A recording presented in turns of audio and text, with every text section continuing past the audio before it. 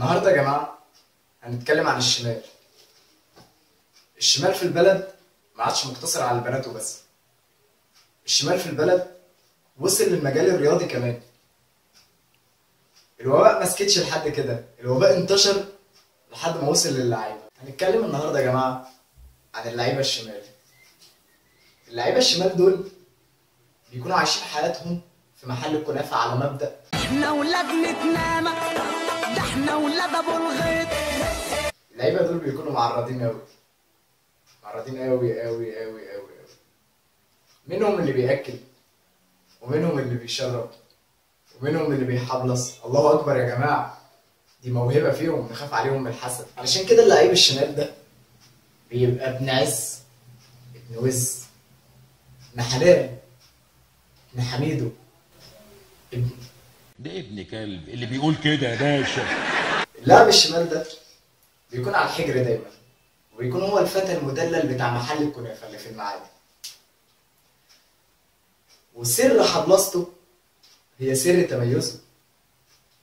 يعني مثلا عندنا لاعب زي اللي انتوا شايفينه ده، ما يغركوش الوضع، ده طريقه لعب احترافيه.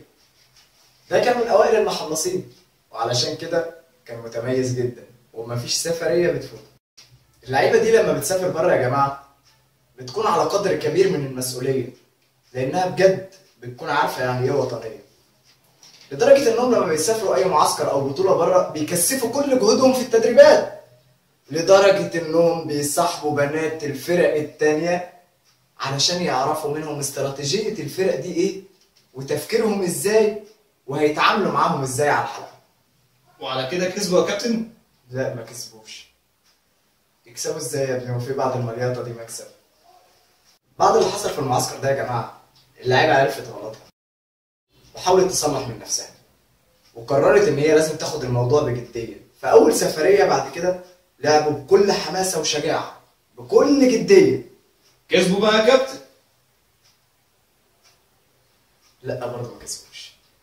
عشان كده اللعيبه دي حالتها النفسيه تعبت قوي قوي قوي قوي، فقرروا ان هما لازم ينسوا. كده يا كابتن كتير، على كده بقى اللعيبه دي اتحاسبت؟ اتحاسبت. حاسبت ايه يا ابني؟ اذا كان رب البيت بالدف ضارب فشيمة اهل البيت.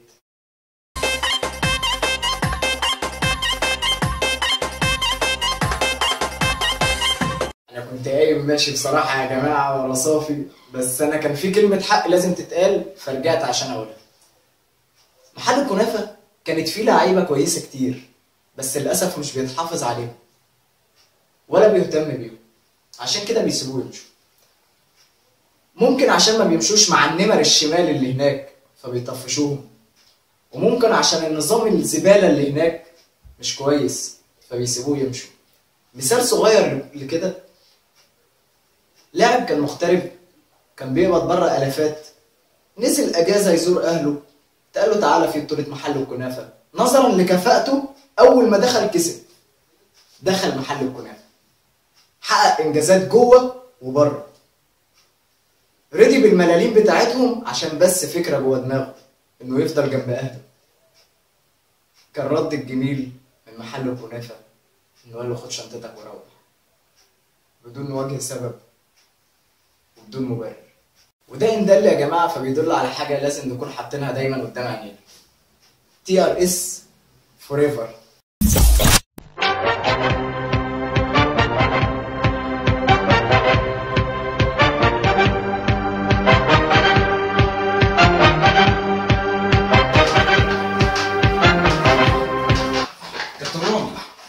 كابتن رامي ايوه بعد اذنك بس من وقتك دقيقه بس. طيب ممكن بعد التدريب؟ لا بعد اذنك بس يا كابتن رامي، يعني دقيقه واحده، مش هنطول عليك.